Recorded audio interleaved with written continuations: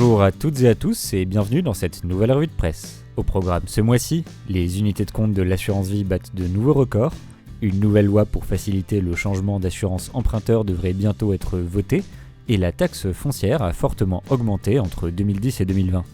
L'assurance vie enregistre un nouveau mois de bonne collecte, avec encore un record battu selon les derniers chiffres de la Fédération française de l'assurance, repris par Le Figaro. Si en septembre 2020 la collecte nette avait été dans le négatif à cause de la crise sanitaire liée au Covid-19, elle a engrangé 1,8 milliard d'euros en septembre 2021. Quand on regarde le détail des chiffres, les supports en unités de compte participent grandement à cette hausse et battent leur record de collecte et de cotisation pour un mois de septembre. Mieux vivre votre argent note que l'engouement pour ces supports potentiellement plus rémunérateurs mais non garantis les ont fait atteindre de nouveaux sommets. Les cotisations en unités de compte s'élèvent à 42,4 milliards d'euros en cumulé sur les 9 premiers mois de cette année, soit plus que les 12 mois cumulés de 2020, une année il est vrai marquée par la pandémie.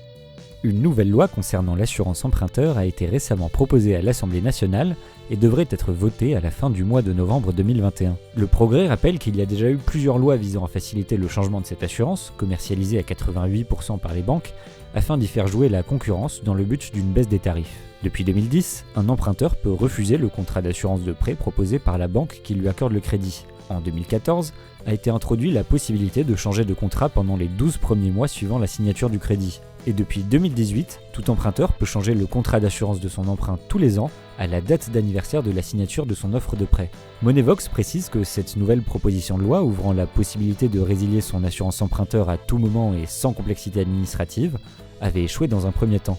Mais cette fois-ci, le texte devrait passer sans trop de difficultés, car il aurait le soutien de Bercy et le gouvernement a engagé une procédure accélérée pour l'adopter. Selon les députés auteurs de la proposition de loi, elle permettrait une économie moyenne de 5 000 à 15 000 euros par emprunt sur toute la durée du prêt.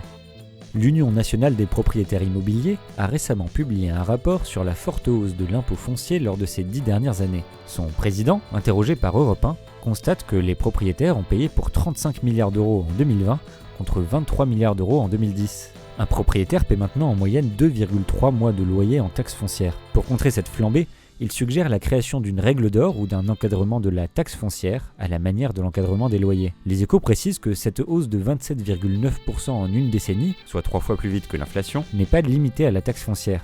En effet, toutes les taxes annexes augmentent aussi, comme la taxe d'enlèvement des ordures ménagères, la taxe générale sur les activités polluantes ou la taxe spéciale d'équipement.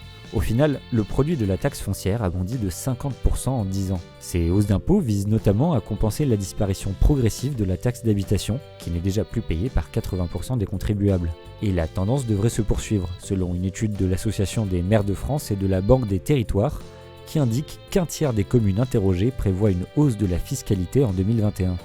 C'est tout pour cette nouvelle revue de presse, on se retrouve très vite pour un nouveau point sur l'actualité des finances.